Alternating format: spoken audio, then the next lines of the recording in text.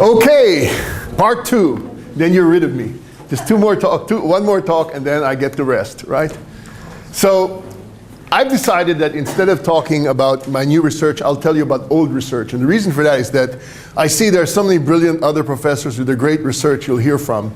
You don't need to hear about some new and advanced things. I think what I'm doing instead is I'm going to give you an old paper that's already published, because it will help me discuss how I came up with it, what I did, and also you can sort of see the challenges and what mistakes I make or limits in terms of how I made the presentation. This is an old presentation, I didn't change it, and you can sort of see where I could improve or I could fix it. But I tried. It's like a simple presentation that I haven't polished very well. But at the same time, I tried to make it clear. So it's an example of what, say, you might come up with if you don't have a lot of time to just do it and do it and do it until it's perfect. So it's imperfect, but at the same time, I work to make it clear within the limits. And then I can also discuss how I came up with it and how I thought about the issues and what were the problems that happened as we got referee reports and fixed it in various papers, okay? So, I'm going to tell you about a subject you probably don't care about, which is chess. But I'm going to tell you a little bit about why it's interesting anyway. So, what's the motivation? Well, first, you need to know something about championship chess. For those who don't know, the Russians probably all know this. The Russians have been the strongest chess players in the world for most of since World War II. Although recently, they haven't been doing so well at the very top, since Dane is a world champion, or Norwegian, right? Norwegian is a world champion, and formerly an Indian was world champion. So it's been, and I think now 3 in the world's top 10 Americans. So I don't think it's ever been the case that I think 7 of the world's top 10 are not from former Soviet Union, which is in a long, long time, since the 1930s. So it's an interesting thing. But at any rate, part of the background is that Lenin decided that chess was a very good thing for the masses to play, and then one of the major commissars of the Soviet Union decided to formalize this in the 1930s by creating, they said, an inexpensive pastime for the workers is to focus on chess. And they were going to spend money on chess to demonstrate intellectual domination of the Soviet Union in the world. But in chess, for a long time, it was Westerners who were the world champion. At the end of World War II, Alexander Alyoshin, who was a Russian, white Russian, was world champion, and he died. And what happened is, it used to be a purely private enterprise. There was an international organization, but it didn't have any power. It used to be, before the 1940s, whoever was world champion determined everything. It's like rules, things of that sort, and you couldn't become a world champion until you defeated the world champion. The world champion decided what the conditions were to play him. So it was almost like private property. Well, after the war, they seized FIDE, which is the Fédération Internationale des Échecs, the International Federation of Chess, seized the World Chess Championship, and the Soviets got them to run a tournament with 6 players, one of whom dropped out, and 3 of the 6 were Russian. 3 of the 5 were Russian. And the first world champion was won by Botvinnik, Mikhail Botvinnik, the father of Russian chess, one of the great chess players. And he was world champion for many years until Petrosyan took over, and then Spassky took over. And basically from Botvinnik until Bobby Fischer took the world championship, it was entirely run by the Soviets. The Soviets won all the world championships. However, starting in the 1950s, you had a few strong people from abroad. In particular, Bobby Fischer was like a super genius. This is the period before computers, where the only way you could learn about other people's players is that the Russians had complete entourage, complete with doctors, massage people. They had basically hordes of people collect the games of your opponents and copy them down and do analysis. There was no computer where you could look up this stuff. And this part of the advantage of the Soviets was they had very good players, but they also had this huge support. Bobby Fischer was just a slightly crazy young guy, except that at 14 he was US chess champion. And at 15 he won the candidates tournament, the Kandidat-Turnier, for the world championship. And then he made it there, he lost. But he was a young guy and somewhat inexperienced. But as he got stronger, he claimed that the Russians were cheating.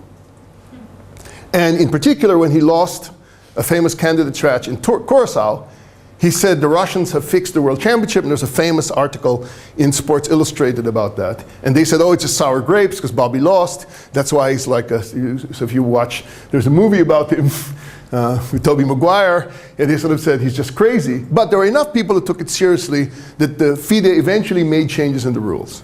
Okay, that's the background. So, but what does it mean that they were fixed chess? Well, there's two ways of thinking about this. The standard way is to think, well, the obvious way is you think, well, they just gave away some games. If you have some games, you just lost it, you threw it. But that is actually quite obvious to chess players. So if that happened, it probably didn't happen that often. The bigger thing is something that is not formally illegal, but was considered unethical by chess players, which means they were pre-arranging draws. That's really what, or they were more likely to give draws. And that's what Bobby Fischer claimed the Russians were doing. Why? Now, you have to understand some background. For those of you who think chess is just a game for old people who are boring, chess actually, there's a reason that the world champions are almost always young, because chess is actually quite tiring, especially classical chess, where you each had 40 minutes, 2.5 hours to play 40 moves. So that's 5 hours for the two together. And then once you read 40 moves, you get another hour. So like the whole thing could take the whole day, 7 or 8 hours. And then if you didn't finish, you were adjourned, and you came back the next day or a few days later to finish the game. And then you had a whole tournament like this.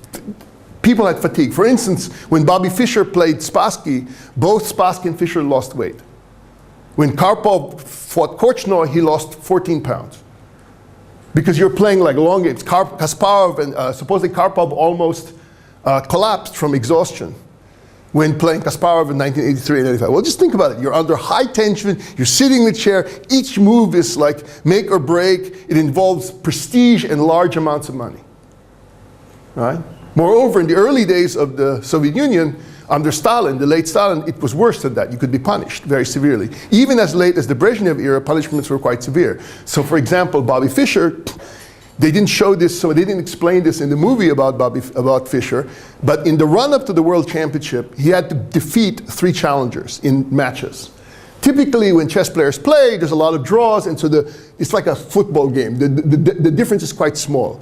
You have like a winning, like the margin is 6-5 or something like this, or 7-5, or 6-4, and where 6-4 meant that somebody won 3 games, say, the other one won. Those were all draws. Fischer demolished in a row. He destroyed Mark Taimanov, a great Soviet grandmaster, by 6-0. 6 wins, no losses. Then he played the strongest Western player, Bent Larson, and he also won 6-0. And then he played the former world champion, Tigran Petrosyan, and he won by like 7.5 to 3.5. Or some huge rate. And Petrosyan was so good that he had lost something like a total of 3 games in 10 years previously. He lost more games in one match with Bobby Fischer than he lost like in the 5 or 10 years previously. When he was losing, the Russians were joking. They used to sort of say, they say that Petrosyan loses a game once every 10 years. What millennium are we living in? And then he had to play Spassky. But before that, Taimanov was punished for losing so badly to Fischer.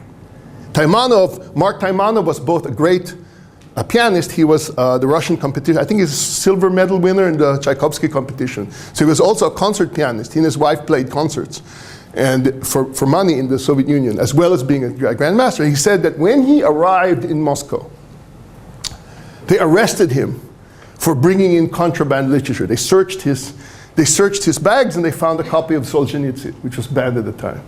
But he said at the time they arrested him, the guy arrested him said something like, he said, Comrade Taimanov, if you had defeated Fischer, we would help you carry the collected works of Solzhenitsyn into Soviet Union.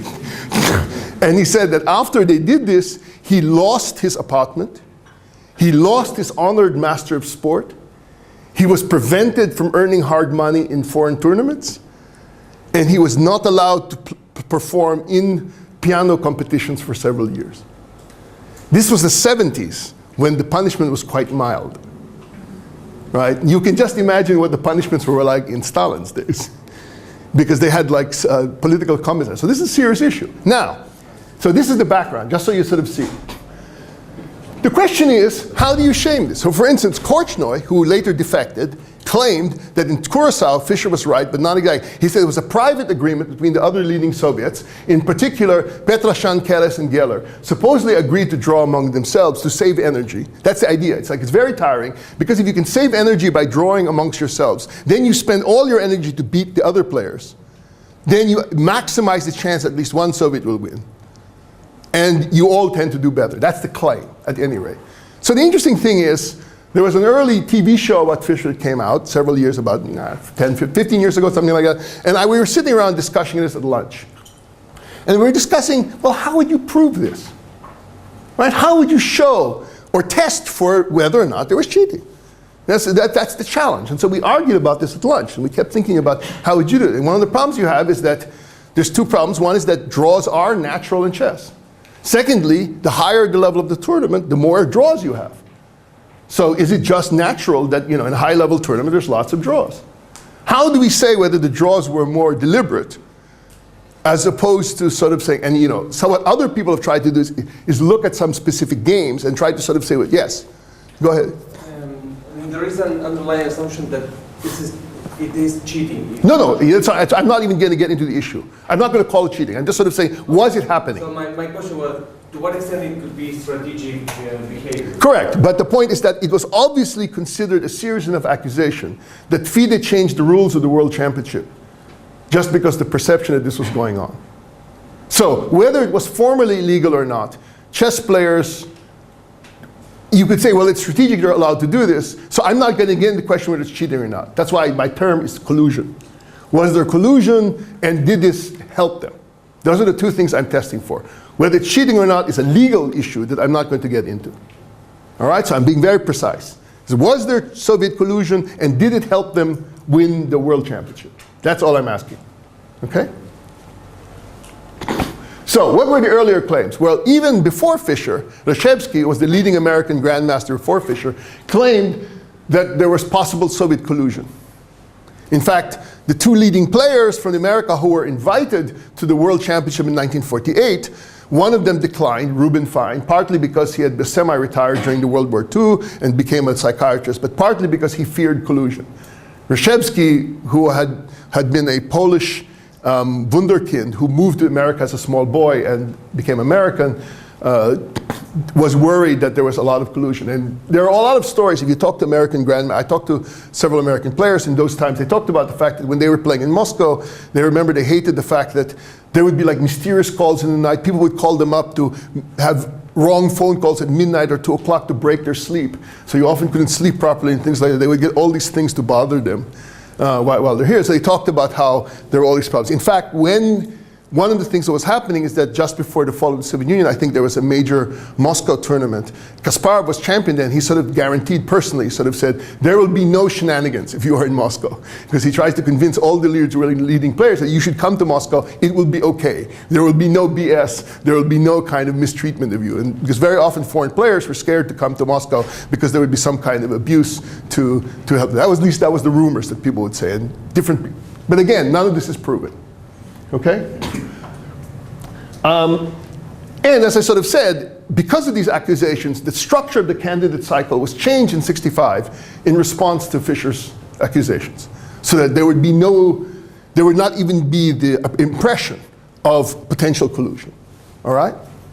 Today, jokingly, now I gave this talk somewhere, one Russian guy joked, he sort of said, now Russians worried that not only are they not colluding, but they hate each other. And that the current Russian grandmasters are all trying to sort of see if they can make sure the other one loses. But he says it's a different day. Well, so why do we care about chess? Well, some obvious things. From a game theoretic perspective, reality is often modeled to win or lose. But of course, in the real world, often strategies, there's a potential for just a draw scenario. There's lots of models where it's like win or lose, but in fact, very often in the real world, the big decision is whether you can play a low-risk strategy, which minimizes the chance of a big success, but also minimizes the chance of a big loss. So you can think about the draw as something of that sort. In chess, winning is 1 point, a draw is half a point, a loss is 0. Okay, so that's how you understand it. And the possibility of a draw can therefore change your analysis. You're going to get payoffs to elicit optimal effort, may be different in situations. Think about a company that's trying to design a contract, and they're going to think about whether or not the contract, does it induce effort or does it induce draw behavior? Right? There's a lot of contracts which are about inducing optimal behavior, but in fact, rather, it depends. Are you interested in the high risk, high reward outcome, or are you interested in the low risk? Yes? If the difference between winning and drawing is that the effort is substantial, did the Chess Association ever consider like moving, like in soccer, for more points for a win? Yeah, they've tried doing that, but then people have not liked those tournaments, and so they keep going back, because there's always the problem of how you weight the more points for the win. And that matters. And there are some tournaments that they do 3 points for a win, 0 points for a loss, 1 point for a draw. And those are very unpopular. Sponsors do it, players don't like it, so they always keep going back to the classical thing. The only time that's changed is in blitz, because blitz is very rare. So what they often do in blitz is when there's a tiebreaker, in blitz what they do is they have a choice.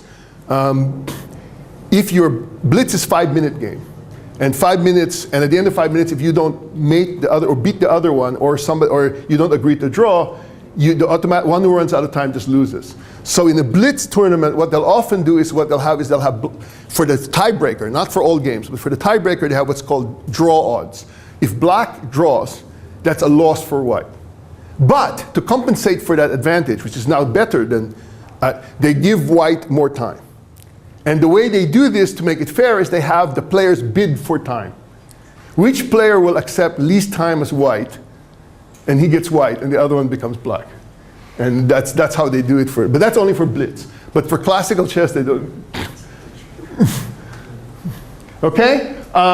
For the literature, I'm not even going to go over it, but there's some well-known games by Ehrenberg and Bonanno, and Corruption Gavrig. One of the most famous is Duggan and Levitt's famous paper on sumo wrestling, about cheating in sumo wrestling. The problem with Levitt's paper and Zitzowitz, National Judging in Winter Sports, is they're just looking at the statistical patterns of the wins and the losses, but they don't really have proxies for the strength of the performers, of the competitors. Right? And so if you don't really know something about the ex-ante probability of a win or draw, you really have to depend very heavily on a very limited set of statistical methods for looking at it. Chess has the advantage that chess actually has a well-established rating system that's Bayesian, which has actually been copied by sports like tennis. Tennis and other ratings were modeled after the chess rating system. Okay? So as I sort of said, I'm not going to go through this, but the main thing is that the tournaments were, prior to the change of official, were round robin. That is to sort of say, the top players from different parts of the world were selected by a complicated procedure, and they played in a tournament called the Interzonal. The Interzonal selected 6 players who would be in the finals championship. The 6 players were combined with the loser of the last World Championship plus a couple of the runners-up in the last tournament. Those people, which typically 10 to 12, then played a double round robin. What's a double round robin? Each player plays the other twice. Once as black, once as white, so it's evened out. And the winner of that tournament gets to challenge the world champion in a match. Right away, you see one of the potential problems. The skills needed to win a tournament are not the same thing as the skills for a match. So once you're world champion, even if you're bad in tournaments, like Botvinnik often lost tournaments, he was very good at a match. So until you could defeat Botvinnik in a match, you couldn't be world champion. But the selection method to get who would play him was to win tournaments. So this is a big issue. And in a tournament, you have multiple players. And so the argument was that because only the Soviet Union had many players in the championship tournament, they're the only ones who could implement any kind of collusive strategy. Okay? So, what's the model? We really can think about it 2 ways. The simple alternate hypothesis. One hypothesis is no collusion. That is, they're playing as individuals. They're maximizing whatever they individually maximize. There's no collusion. The alternative is the Soviets are playing as a partial or a complete cartel. That is to say, there's some joint agreements between them. That's the basic idea. But now, we have to think about certain issues. Well, first, what are the implications? If we believe this is true, what should we observe? Well, we say that in a FIDE tournament, that's an international tournament, Soviets on Soviets are more likely to draw. We also believe that a Soviet and Soviet draws are likely to take fewer moves. Because one of the things you want to be careful about is a fighting draw. There's like a chess where you're trying to kill each other, but just the fight peters out, it's a draw. But if it's prearranged or it's just being easier on the other, you're more likely to end the game earlier. In a position that most grandmasters would say has a lot of potential, that they wouldn't agree to a draw. But if you're eager to get a draw, you just say, it's 10 moves or 15, let's just draw. And everybody looks at it and goes, why did you draw here? You should keep playing. Okay, and so that's one of the predictions. And then the other thing we should say is because the rating is Bayesian, we predict that the Soviets will outperform the rating versus non-Soviets in FIDE events. Remember, the rating is supposed to predict the relative strength of one versus the other, and we wanted to sort of show is the Soviets will do better than the rating predicts only in foreign events. Yes?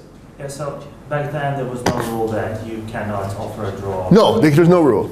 No rule. But there were a lot of things that were considered unethical. That's one of the big things they were fighting about. In the 30s, for instance, it was considered illegal to help someone prepare for the adjournment. After World War II, the Soviets removed that rule, since they were the ones who had like teams of people to help the players and whatnot. I mean, there's the famous one, Spassky was in an adjourned position and he had, or no, actually Petrosyan was in an adjourned position against Fischer, and they spent like hours and days like trying to figure out what would happen, and then as soon as the thing adjourned, Fischer played a move no one had calculated. And supposedly Petrosyan's wife, who was a tiger, went and slapped the face of the assistant of Petrosyan and said, how can you be so stupid to not even calculate this possibility? They spent like days figuring out alternatives. They said, oh, Fischer might play this and this. And as soon as the thing adjourned, Fischer played a move nobody even thought he would play. And then Petrosyan went down.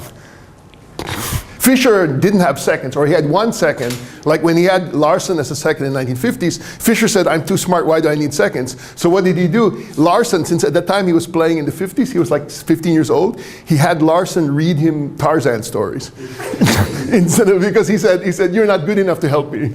Larson was a top player, and he just sort of said, just read me. That's what Larson was interviewed. What did Fischer ask you to do? He said, he just had me read Tarzan comics to him at night, so he would go to sleep.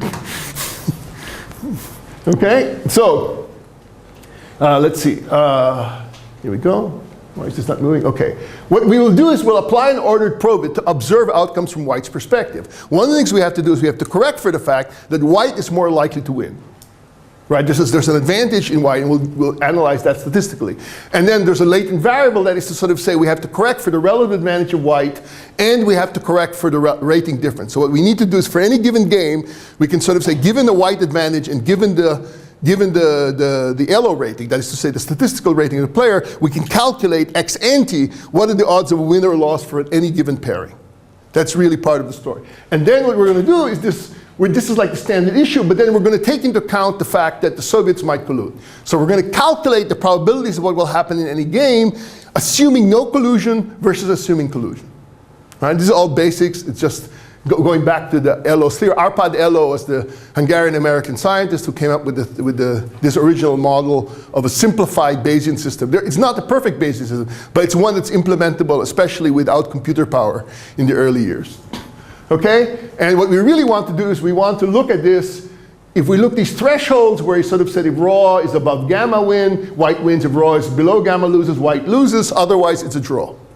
Yes? What's the difference between this and the regular order problem? The what? Nothing, but we're just putting very, very structured conditions. We're putting variables, we're ordered variables, that's it. And the other difference is that, yeah, 3 stages. And then what we're doing is we're adding this test. So we're going to test for additional Soviet drawing by imposing symmetry on the non-intercepts, right?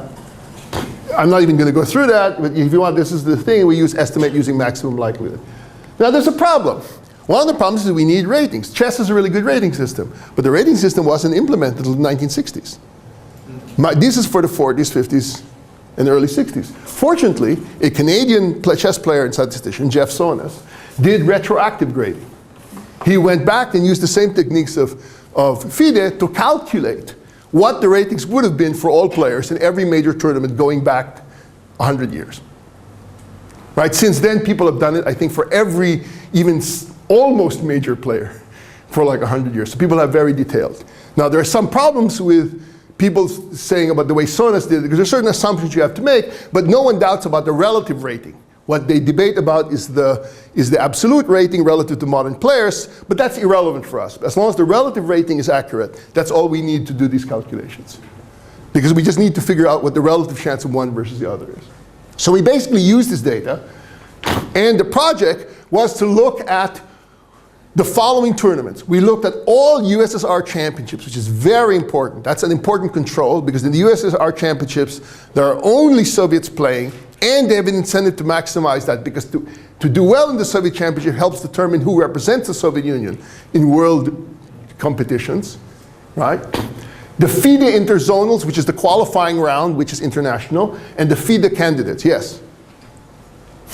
one problem with not having, back in the years, not having ratings is, if I would like to collude with my fellow friends Soviets, who I'm betting for the final win, how did they know that player X is better than player Y? Oh, people had a very good idea. So internally, and even you know exactly who is going to be strong. Going to collude, but who is better than me at the end. But the point is that at the very, very top, they had some idea of what's better, but it's not absolute. It's very small differences. They know on any given day, say any of the top 3 could win.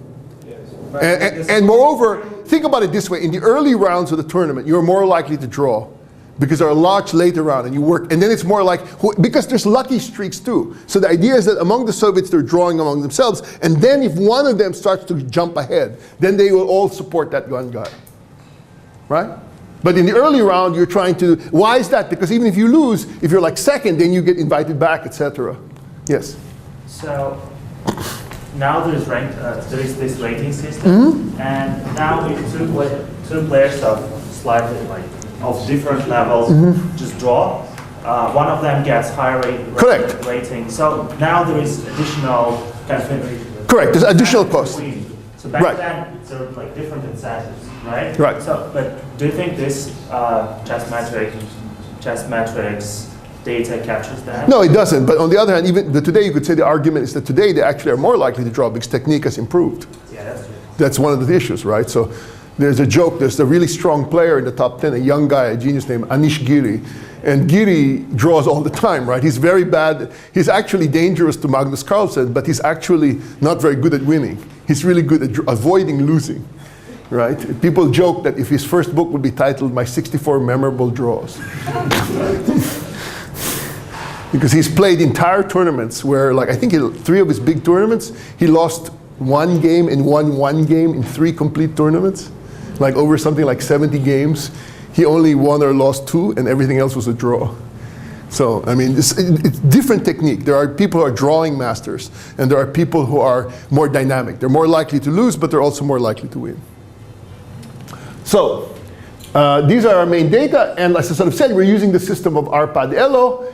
As I said, since then, it's been used in lots of other sports and things of that sort. We're going to skip that. But here's the main results. Here's the first smoking gun that something weird is happening.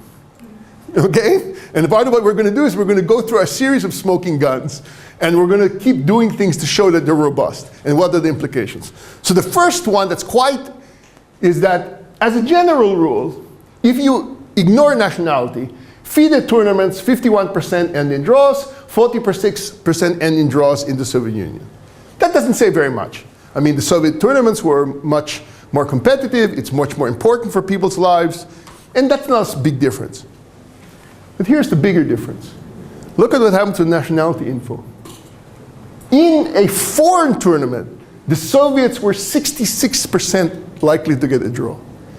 Remember, these are the same players. When they're playing the same guys in the USSR championship, they're 46% chance of likely to get a draw. When they play the same guys in the foreign tournaments, they have a 66% chance of drawing in a more important tournament. Right? Then what we're going to do is we're going to compare draw likelihoods on Soviet and Soviet FIDE matchups of those in the USSR, and we're going to increase the sample sizes. I'm not going to get into this, but we use different kinds of techniques to check the sample that's robust to it. And then basically, as a rule of thumb, generally the USSR draw rate was extra 7% higher, making all sorts of other controls in FIDE tournaments than in USSR tournaments. Even when we used the exact match, what we did is we did one-on-one. So we did a different way. We did this a pool, and we did one-on-one. So for instance, Korchnoi and Petrosyan, we look at all the games of Korchnoi and Petrosyan in the USSR, important things, and we compared them to that in the FIDE. So we did it everywhere, and we did different windows of which time period, because one of the problems is that the ratings are changing, but we looked at different time periods, different windows, different matchups, and they all come to the same conclusion. In virtually every case, when the same players are playing each other in foreign tournaments, they're much more likely to draw. So that is that is more convincing. You compare Z and Y in the USSR and international tournaments. And we looked at it and then we looked at it with the bounding with the same years, within 3 years, within 5 years, that kind of thing. But they're much in one Okay? Yes. So these Soviets, I mean, they're kind of, you know, play each other like every month, so they kind of know each other. They Yes. have lots of matches. Yes. So I'm just curious, how would you disentangle the fact that they know each other? Yeah, but because we look at the same guys. If Korchnoi is playing Petrosyan in the USSR Championship, they're a lot less likely to draw than when they're playing in the World Championship. Okay, and it's not just Korchnoi and Petrosyan. We do it for Korchnoi, Petrosyan, Spassky, Boleslavsky, Averbach, Kotov, Taimanov, Bronstein, right? Every single one, Keres, right? We did all of them. I'll show you, we did more than this. And so, yeah. No, okay. Yeah, you know, this basically tells you what I just said. Then the other thing we looked at is, what about the length of games? Well, prior to draws, we just did the estimation. It turns out, on average, the draws are 13 half moves faster in FIDE tournaments.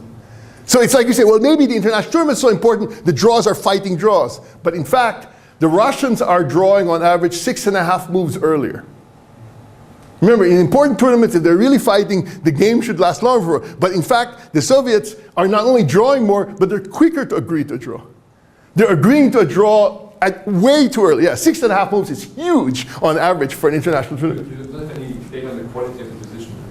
No, but, well, I mean, people have argued about this. I'll show you one position later at the end from Curacao about what the position looked like. And anybody who plays chess will know nobody would offer a draw in this position, but I'll show you.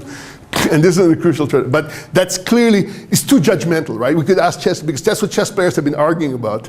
Right? Yeah, it's too hard. You can't rank positions. Right. I'm going to ignore this, but basically what you're sort of saying is FIDE with both Soviets, you see much more likelihood, basically, of drawing. We did a whole bunch of things, right? And so what's the results in the knockout format? So if we look at 40 candidates in championships and matches from 65 to 78, 20 involve Soviet and non-Soviet. We compare scaled actual scores to the model's predicted scores. So in addition to looking at the greater likelihood of draws and the shortness, we also look at the effects of it in terms of the tournament. And then once we established what the cost, basically, or the benefit is of collusion, we then ran Monte Carlo simulations on the 5 most important world tournaments to see if it helped. Because after all, maybe the Soviets are so strong they would have won anyway. Right? It's sort of like you're going to win the election 60%, but you cheat to get 80%. Sounds familiar. And we know nobody would do that, right? No one would ever do that. Certainly not in Russia. Basically, it sort of says, here's the other thing. If you look at what happens to the other grandmasters of similar ranking, 2 evenly matched non-Soviets were 50% more likely to draw. 2 evenly matched Soviets in the USSR are 48%, but they were 67% in international tournaments. Okay? So what are the implications? Well, basically, even matched Soviet, blah, blah, blah. This is what you get for FIDE tournament. And our estimate, this I'm not going to get into it, the complication is that the net implication is approximately a 68 points gain in rating. Ratings typically run from 0 to 3,000. Most strong players at the time were between 2,400 and 2,600. So 68 points is quite a lot. 68 points, you know, goes you from, say, being number 5 in the world to number 15 or number 20. So 68 points is a big effect in terms of probability of winning, right? So I'm not sure whether it was the previous slide or not, but yes? You said that the probability of drawing in the Soviet Union tournaments was 46%? Between these guys, 48. 48, and then... when they played in FIDE tournaments, it'd be 67. So is there no Soviet players in the FIDE? No. Then this is what... so in other words, the probability among the FIDE players was approximately... the odds of non-Soviet players, 54%. Why is it so much higher than... Well, may not have been significant relative to 48 because there are fewer non-Soviets and they're more different, so they don't play in as many tournaments. It's not significant. Yeah, it's not very big because higher variance there's a wider range of skill among the foreign players because some foreign players were players who say fish, they're easy to beat. And there's only a few really, I mean, historically there are only a few real players who had a serious chance of winning against the Soviets. If you want later on, if you're anybody really interested, I can nerd out with you. I did chess history for a while too, so I had this huge collection of 500 chess books and 1,000 magazines or something like that. I learned to read basic Russian, Spanish, French, and German to read chess magazines. So, So anyway, did it matter? This is the important question. The best players in the world were Soviet, so what do? We recreate the 5 candidates tournaments. These were the ones all the way up to Curaçao, where Fischer complained. So we're looking at the 5 candidates tournaments from World War II up to the Fischer complaint, because those are the ones where it really mattered who's the world champion. And then after that, the next candidates tournament in '65 was not a tournament anymore. It was changed to Fischer rules because of removing the collusion. And we'll see why this is relevant as well. Okay, because we introduced that later on because Rogoff had the referee comment criticizing us. I'll explain later. Ken Rogoff is important. You may know Ken Rogoff from the IMF. He's a well-known Harvard economist. He was also the strongest chess player to become a well-known economist. He was a US Grandmaster and second place in the US Championship in the 70s and played Karpov as a teenager. Supposedly when he got admitted to MIT, he was on the verge of becoming a Grandmaster. In those days, there were very few tournaments. So your chance of becoming a Grandmaster was very rare. So apparently one of the MIT profs told him, if you really want to be a Grandmaster, but you want to be an economist, you should take a leave, not come to MIT, go to Europe, get your Grandmaster's title, and then quit chess and come back and be a professor. And Rogoff literally did that. He went to Europe, played in several tournaments, won them, became a Grandmaster, quit for the rest of his life. And then he went to MIT, where he got his PhD, and he went on to an illustrious career as a famous economist. And even in a recent interview, he sort of says he can't touch a chessboard anymore because it's like an addiction. He says he knows many famous chess players who quit, and it's like an addiction. He says if he plays a game, he won't be able to stop himself. So aside from like occasional blitz game, he doesn't play a serious game because he sort of said, it's like, he said for some people like looking at pornography or something, when he looks at like chess positions, or he like thinks about them, he doesn't want to start playing the game, otherwise he'll like sink deeply into it. That's all you think about. I can understand this. My colleague Tyler Cowen, if you read Marginal Revolution, it's written by Tyler Cowen. Tyler Cowen was the youngest New Jersey state champion when he was 15 years old. To show you that this wasn't a weak tournament, the year before and after he won was won by Palbenko, the strongest Hungarian player at the time, and at one point one of the world's 6 players. Tyler Cowen at 15 won that same tournament. And then he quit at a fairly high level because he sort of said he was eating all his time and his energy. And like now he won't play. He told me he has a Russian wife. And he sort of said when he first came to Russia, like in the early 2000s or maybe 90s, he sort of said they would always go to the countryside and he would like look at the chessboard, he'd be sitting in the hotel, and somebody would always say, some old guy would sort of say, let's play chess. He said, no, let's not play. He goes, no, just play. So he's a Russian, always he said, you don't want to play with me. And they would always insist on playing, and they would say, okay, let's get out of the way. Finish, end of story, now let's go on, right? Because he was basically international master strength and blitz. But he sort of says he doesn't like to play because he says he gets obsessed with it. But every now and then he'll sneak into my office when there's a world tournament and we'll sort of say, did you see what happened in that game? Did you see? And so we'll spend some time discussing what happened in an important game. Anyway, here's the typical issue. So the first World Championship tournament after the 48 one, the candidates tournament, was one in which the Soviets were going to win anyway. So this is a classic example. So in this one, there was none of the Americans came even. So like Reshevsky, who was the strongest non-Russian in the world, didn't come even because there was a Hungarian incident. The US State Department said Americans weren't allowed to travel, etc. Yeah. For the coding, I see some Hungarian last names. Yes. Are they considered Soviet bloc or they are out? Here I'm checking us out of Soviet bloc. Out. Yeah. So Laszlo Sobo was the strongest Hungarian player. But one may also think that a telephone call from yes, sure. would So that will strengthen our argument even more, but you don't sort of see these effects. And the Russians didn't take seriously the non-Russians. And you can look at the tournament, these are the final scores. You see who are the winners? Boleslavsky, Bronstein, Keres, Kotov. The highest non-Soviet is Najdorf from Argentina. Najdorf was a Pole who had left Argentina during World War II. He actually got stranded. In the 1939 Buenos Aires Chess Olympiad, the war began, and many Eastern Europeans didn't go home. Najdorf stayed and became the strongest South American chess player. Okay? And then Smyslov eventually became world champion for Russia. Gideon Stahlberg was representing Scandinavia, I think Sweden, but he was by that time weak. He was an much older player. And Laszlo Sabo was considered to be one of the best of the non-Soviet East Bloc, very high rating, but he didn't do well in this tournament. But now we get to one of the most controversial tournaments of all time. It's Zurich 1953. And Zurich 1953 was probably the best chance for an American to win. Reshevsky was playing, and arguably Samuel Reshevsky was the strongest player in the world at that time, including Botvinnik. He played 2 games against Botvinnik, which he won. He tried to challenge Botvinnik directly for a match, but they would not allow it. People said that Botvinnik was scared to play Reshevsky for a tournament, for a match, but we don't know. But everybody knew that there was, and in fact, internal Soviet documents. Later on, there's a book called The Russians versus Fischer, in which some of the Soviet, what you call correspondence about chess came out, and they published it. But it's not a direct show collusion. But it's clear. They said, we have to watch out for Reshevsky. We have to do everything to make sure Reshevsky, and they would analyze his weaknesses, because Reshevsky was the one player they're concerned about. And you can sort of see here, he placed tied for second at 16 points. He lost to Smyslov, who had 18. And then the others, Bronstein had been the previous challenger to Botvinnik.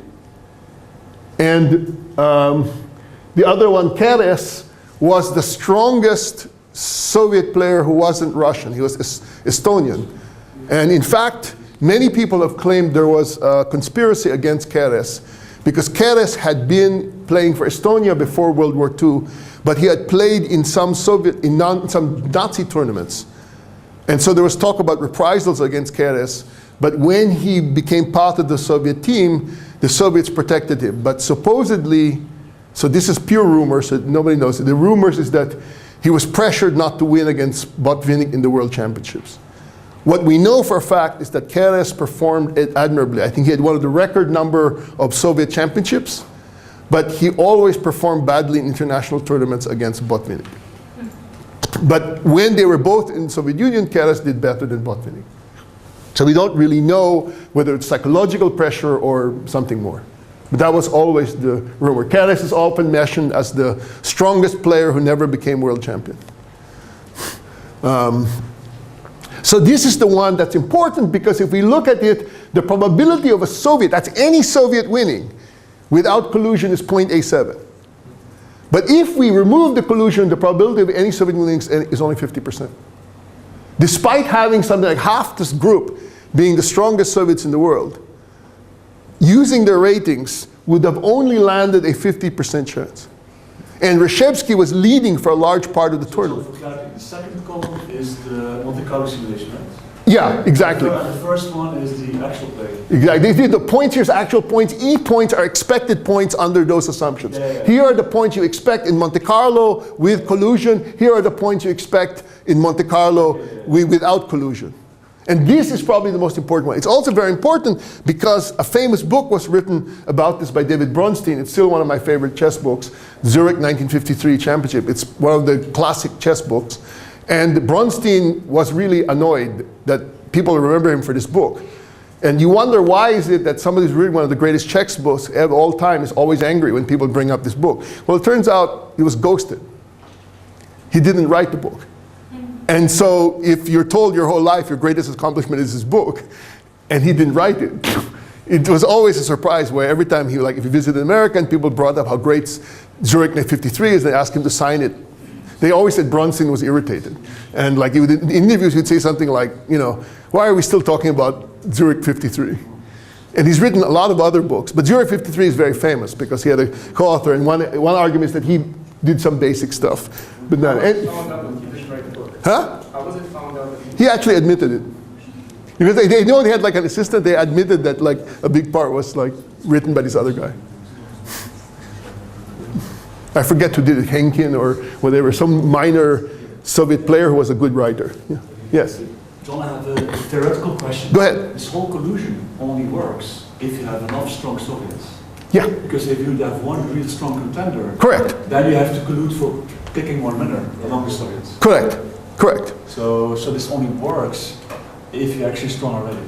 If what? The drawing collusion. Yes. And it helps that, that's why in this period, when basically if you had any list of the world's top 10, 7 are going to be Soviet. Yeah. you say that they kind of act collectively, or do they just kind of? We don't know. No. We don't know the exact mechanism. So for instance, Korchnoi claimed, but by 63 it was a private arrangement. So for Korchnoi claimed that Fischer was right, but it wasn't a Soviet collusion, it was Keres and Petrosyan and Geller. And that he was cut out of it because Petrosyan hated his guts. But other people said Korchnoi complained because he defected, he's just sour grapes. And so it's hard to tell. But in the 50s, you know, there were a lot, yeah. My point is, whether it was kind of an individual game, it made sense it was kind of Nash equilibrium to draw with another guy because it's kind of. No, I'll show you an example of the game. You can play, you'll see. But I won't get into it. But anyway, with other tournaments, it doesn't matter. So a very good example is Amsterdam 56. The non-Russians were so weak that there's like no hope. You see? Probability of Soviet win is 0.99. Without pollution, it's 0.96. See how big the difference is between Amsterdam and Zurich. And then in Yugoslavia 59, this is the first one with Bobby Fischer, but Fischer was only 15, and he was still relatively weak, and the probability only goes down to 0.85.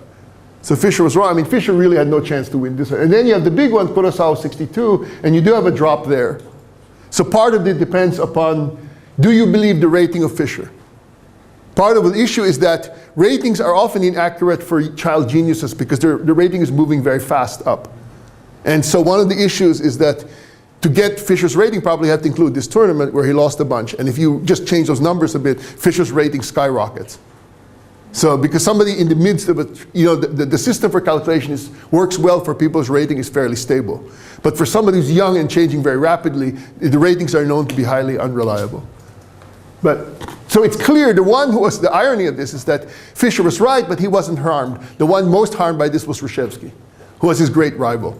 Yeah. For this Monte Carlo simulation, do you consider only the rating of the player or actual games played? Well, that's how we calculate, that's how the ratings are calculated. But they're kind of ratings are calculated like considering kind of all the games during some period, right? Not only this. But it's cumulative, right? It's like sequential. Right. So you collect from all the games and then sequential, and the game it's updated for every single game. It's not like you take all the games together and calculate the rating once. You're doing it starting from period A, and then you start from those games, and so each one is updated, right? So it's weighting the games, right? So the most recent games are weighted more heavily than the earlier games. But there is also these games in this very tournament. They do not have like higher weights in your calculations. There is also the case in these very tournaments. They just matter because they add or decrease the rating, right? Right. We don't put anything special in the value of the tournament. Okay, so what are my conclusions? My conclusions are that the Soviets colluded with strategic draws. Notice I don't use the word cheated. And they probably affected the outcome of at least one candidate. We also calculated that what is the probability that the Soviets would have won all 5 candidates' tournaments without collusion? It's only 24%. With collusion, the probability of winning all 5 was 76%. Okay? That's what the Monte Carlo showed, which is a big difference, right? So despite their strength, the odds that they would have won every single one was quite low. Okay? And it's interesting that Fischer said for a long time that Reshevsky was the strongest player in the world in the 50s. In fact, despite Fischer's dominance, he actually never beat Reshevsky in a match. When Reshevsky was older, in 1960, so already he was much weaker, Fischer and Reshevsky played a match, and the match ended a 12-12 or 8-8 tie. Fischer did not, so that's how strong Samuel Reshevsky was. And Reshevsky did not practice. He was one of these guys who never studied. He was like a wonderkind. His biggest weakness was he was slow because he recreated all the positions at the board. He was an accountant, a University of Chicago grad. He didn't have time to prepare. He had no seconds. So he did, like he was always sort of saying, he was famous for moving very slowly at the beginning of the game. And then there would be only like 10 minutes left, otherwise it'd be called time. And he would blitz his way through the end. Like it would drive people insane because they said, how can Reshevsky possibly win this? And he was like, he spent a lot of time at the beginning because he worked out all the possibilities. And then he would suddenly like blitz everything out with like seconds to go. And like I sort of said, despite the fact that Fischer was considered much stronger, Fischer never beat Reshevsky in a match. Even as late as the 60s, when Reshevsky was already quite old, I think he was 50 something years, 60, which is very old for a chess player, he still made it to the candidates tournament. So, he's the one probably who suffered the most. Here's just a picture. This is Mikhail Botvinnik. Here's Samuel Reshevsky. They're both roughly contemporaries, and they were rivals from the 1930s through the 1960s. Finally, whether you can do some extensions, you can think about the number of moves, you can use a richer cartel design. What do we take into account the claims that it's like some subset? Can we estimate like a subset of groups and so forth and so on? The other thing we did is that because of one of the things that Rogoff wrote in one rejection for the AER that we submit to another journal, is they sort of said, well, maybe the Soviets are just, how do you know that they're outperforming? Just because the ratings locally are not accurate, even though we did the ratings retroactively. So the very interesting thing is that in 65, they changed the rules. So what used to be a winner-take-all round-robin tournament became a knockout tournament. So the knockout tournament, there's no advantage to draws. You understand what happens is that you play one guy for a match, and the winner goes on to the next round. So you can draw, all it does is delay the end. Draws don't have any benefits in a knockout tournament. And guess what? Once they switch to the knockout tournaments, the Soviets perform abroad exactly the same as their ratings predict. So prior to the change in the rule, Soviets outperformed their ratings in these kind of round-robin tournaments. When they switch to the match, when there's no incentive to draw and collude, they perform exactly the way they do internally. There's no difference between external performance and internal. So that's one of our robustness checks on this, and it's data from outside our sample too. Right, so our sample ends in 64, we're using a 62, 63. We're looking now at tournaments after 65, and after 65, when it's still, the Soviets were very much under the usual kind of political pressure, they don't do any better abroad than they do at home. And I'm ignoring also the Fischer era when everyone was being beat by Fischer. So even if we leave out kind of the 69-71 period.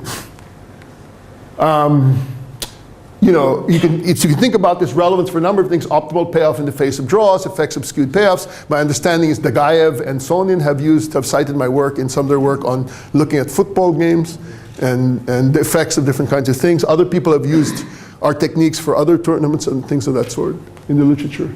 And just for those chess players, here's an example of a position between Keres and Petrosyan at a critical stage of the tournament, and they agreed to draw after 14 moves. If you play chess, you can look at this and say, would anybody in their right mind agree to draw in this position? Right? 14 moves, an important stage of the tournament. This is not a draw position. Okay? I'll answer questions now. Thank you.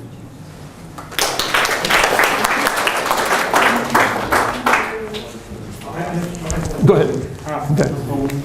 One thing you probably haven't done, but you should do, and it would be interesting to do that, is to look at how, for example, automated program like Ripka or something like that yes. would play, for example, as the types of draws. Sure. So people have played. I think with this Ribka position has been tried. Yeah. I think it's not a draw or something. But and then it's so early, right? At this age, you mean with perfect moves, right? Yeah. But then with almost all of the early draws, Ribka will show many things can happen, right? It's definitely not. So I'm going to say that. Is there any differences between what you are saying, colluded draws? Oh, well, we haven't done the calculation for every game, right? So we could do the Ribka thing and whatnot. Basically, what you're saying is that we could do the following. We could look at all the draws for the Soviet tournaments, and all the draws in the FIDE tournaments, and use Ribka, which is a very powerful chess player, the new one, which is faster than Ribka. And I forget what it is, Houdini or Genius or whatever it was, the super one. The new, anyway, no, I think it's Fish. But anyway, Fish may be the strongest, Snapfish. And it's Snapfish, and then see whether it plays the draw or not. That is, are there more drawish positions in the FIDE tournaments? But we haven't done that yet. But this paper is already published, and I haven't worked on this for a while. But anybody's welcome to talk to me about other applications. I have actually other ideas for chess. For instance, not least, I want to do an institutional study. How do changes in contract rules affect the structure of the game? Remember, before World War II, the private ownership of things. Also, since then, FIDE has often changed the way they calculate grandmaster positions or the way they give you promotion. So that should affect the strategies you use in terms of how you play a tournament. Do you go more drawish? Do you go more player, et cetera, et cetera? And we can look at some of those too, which I haven't had time. But the advantage of chess is that chess is the rare sport where you can literally recreate the game at home. And we have perfect data on the exact moves that are played. And we have millions of games, and we have full information about the tournaments. So it's quite relevant. And we have programs now that are more powerful than any human, so that they are much more able to evaluate the game quality. Now, my understanding is Hikaru Nakamura, who was just last year like ranked number 3 in the world, the US champion, or was, like he just lost the US championship. But Nakamura is still one of the top 2 American players. He played one of the world's top programs at fast speed, where he was given like 2-pawn odds and stuff like that. And I think he played like 4 games and he could only have 2 draws and 2 losses. That's with like massive advantages. He could do no more than a couple of draws. Today, basically, the odds of any human playing a 10-game match against a top computer and winning even a single game are pretty low. Right? A top guy might draw 2 games out of 10 against, Carlsen might draw 2 games out of 10 against the world's top computer program that you can run on your laptop. Okay, other questions? Yes? I guess it's kind of also possible to estimate ratings by computer program, not kind of on retrospective, but essentially taking a sequence of games and seeing how well they played by analyzing computer program. I don't understand. So, you mean look at the computer program's rating of the game? Yeah. So computer program, I guess, can possibly evaluate how well these moves were and how. Yeah, the problem is you can do that, but they're not found to be very accurate for close things. They're much better at blunder spotting than they are, and that's one of the issues, yeah. But you can run it automatically on... Correct, yes, you can do it for a lot, exactly. And so, like I sort of said, that was his suggestion, basically to look at the probability of draws in the drawn games. Okay. The problem is the earlier the draw, then almost anything will become, because it's really high variance, right? I mean, we know in chess, except for like some very specific positions, after 14 moves, almost anything can happen. There's no such thing as really a drawish position after 14 moves, except in a few forcing lines. Yes? You said that it's hard to evaluate young players because they are... No, young geniuses, the prodigies who are moving very fast, yes. Yes. It is only because we have the rating is not calibrated yet, or because their actual strength is... Both, right? The rating is not fully calibrated, and their rating is changing a lot, right? Basically, the calculation depends upon the rating not changing too fast. When it's changing too fast, you don't know what's called the K factor you apply to the updating as they win or lose a game. Yeah, but my point is that it is that K factor is a problem when you are in the moment, when you try to evaluate how good the guy is now. If he is 60 years old, of course, already you can backwards. No, but you still can't tell how good he was at that specific point in time. So imagine that, look, imagine a player is, at age 18 is 2,300 or 2,200, and at age 20 is 2,600. That's a gigantic gap. So now you want to know exactly how strong he was at 19. That's very hard. You just know he's between 2,300 and you can look at dynamically specific rating, but that's going to have a very high plus minus. The range of error is gigantic. Okay, because we don't know if the trajectory is like this or like this or like this. Yeah, but you still can go better than what people knew at the time. But we don't use what people knew. We're using retroactive calculation. We are using the best retroactive calculation, right? Also, I hope you'll notice that I actually had lots of tables which are unreadable. I didn't put them for the most part. I tried to limit what I put in the data. I tried to limit what I put in the model while still putting the model up there. And I also didn't talk about all the details of the model. I just focused on what I consider the core ideas to make it clear to you what the probit is doing and intuitively what I'm trying to do.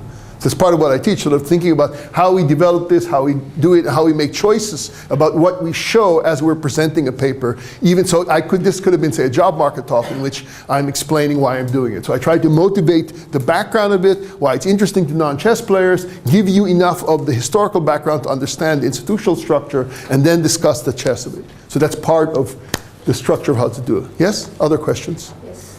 Paul. Not just yes, go ahead. I was very interested in your presentation. It seems to me that is a dynamic collusion given the rule of the game. So yes. It's really interesting that this paper. Being in the position to change the rule to reduce collusion, what do you suggest first? And second, since it seems that at that time the punishment for collusion if it could be observed, could be only a loss in reputation.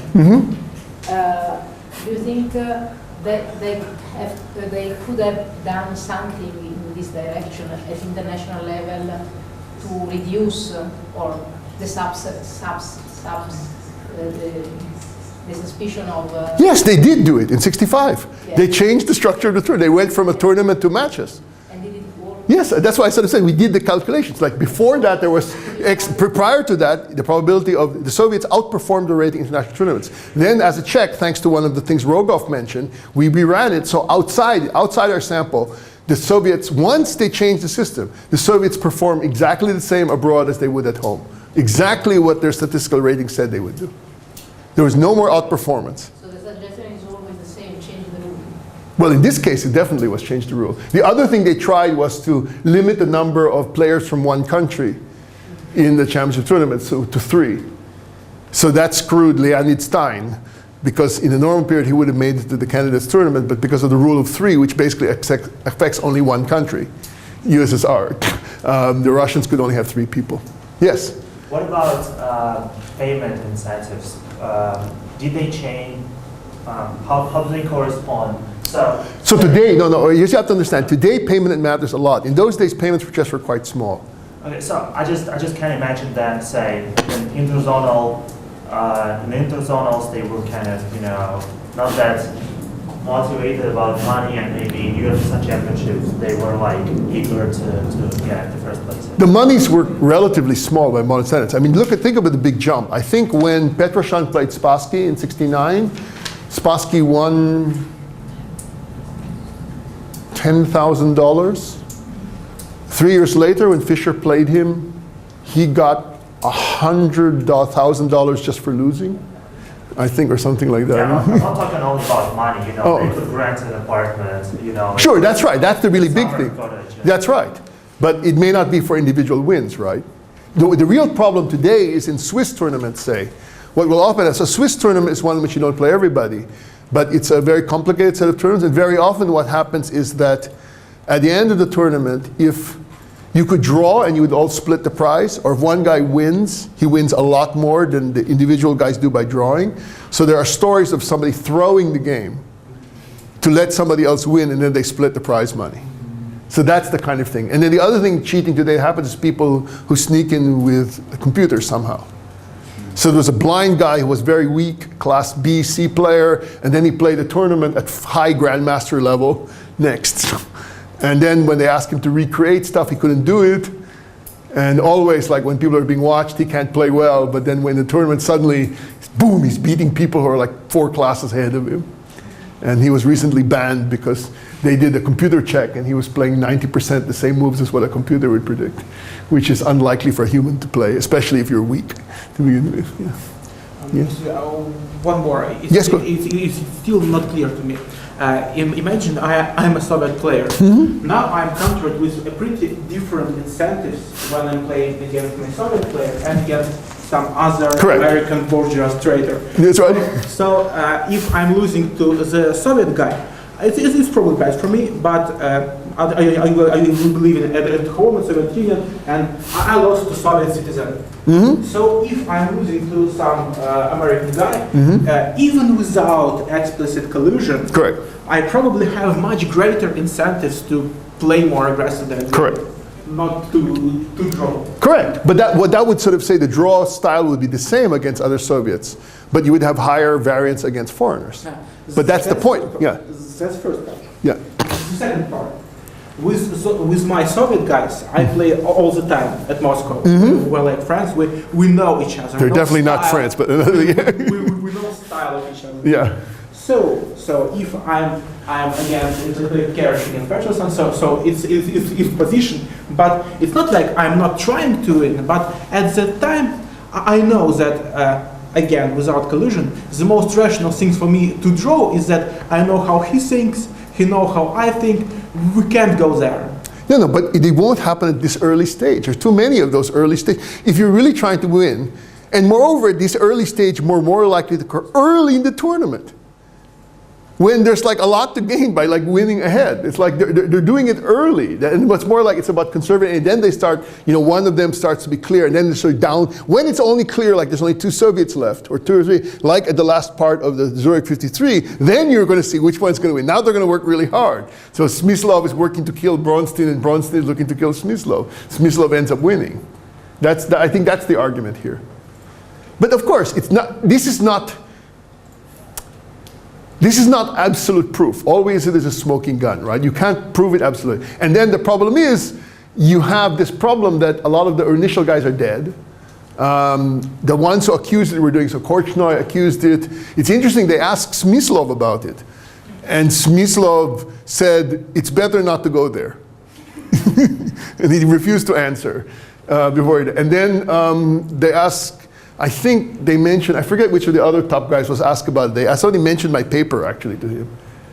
And he sort of said, it's ridiculous. He said, we don't want to talk about the 50s, he said. So, you know, there are these things come up all the time. Right? Believe me, I tried my best to dig up everything. I met Spassky, I remember the 90s, and I remember asking him about this. And, you know, I tried to get hold of Korchnoi, but I couldn't. But of course, nobody believes Korchnoi because they always sort of say he was the great traitor and whatnot. I mean, you may know that he was scrubbed from USSR championships. I mean, not from, his like name was scrubbed from foreign tournaments. So the joke was that when he won, because the period after he defected, his rating was higher than before he defected, and he was winning tournaments abroad. So they would joke that no one won the tournament in Italy. It's like a Soviet placed second, and no one won the first place because he was a non-person. And so they would not report his name. They would report the tournament in some sort of, you would sort of see the names, the winners, and then there's a first place with no name. So people would joke that nobody was champion of this tournament, yes. This is a political story. Yes. We want to... It may not be. It might be purely sports collusion. So here, natural analogy is to, if I remember correctly, was it hockey when the what? Czech hockey. The Czechs beat the USSR and they were not supposed to. Yeah, so we don't know. I mean, peace in the country, which one? But it wasn't a final. Yeah. The USSR was supposed to win, and they didn't win. And this was around 68. So exactly the period when the Czechs may be a little bit more controversial to the USSR. You should also find these results for the Soviet bloc. Did you try to see if great masters from the Czech Republic or Hungary or Poland would collude to... The problem is there weren't that many, and the Soviets were not allowed to play in most foreign tournaments. The limit that most of the tournaments they played in were international feeder tournaments for the championship. They were highly restricted. Like there was like one tournament in which Bronstein was allowed to go to England. That was a big deal. There were very few people who were allowed to go abroad for any tournaments. Yeah. So in that case, running the same thing for the Soviet bloc and non-Soviet bloc would yield some results. So let's say that... Well, I mean, I don't think you'll do much different than looking at it, because that's most of the data. And there are very few non-Soviet players who were in the world's top players. And moreover, this method like tends to fail if the ratings are too far away. There are only like 5 people maybe outside the Soviet Union who are not in the Western period who are like comparable to the top 20 Soviets. So that's the problem. And so a medium tournament, the Soviets are just not going to go to. Unless it's like one of these friendship deals where, you know, in order to promote Hungarian-Soviet cooperation, we will have a tournament in Budapest, and then they will select 2 mid-level grandmasters to play, etc. This is the last question quickly, because we have to run out of time. John, what would be your move? Huh? What would be your move? Why? No, well, for sure, It's not a draw, right? So what's the move? I'm not going to move I'm going to move the queen somewhere. I'm not going to let it be eaten, but I don't know. Beyond that, I'm not sure. Come on! I have to think about this. I don't have to think about this. It's like I'm not that strong. I'm only a B player. Well, okay. Thank you very much again.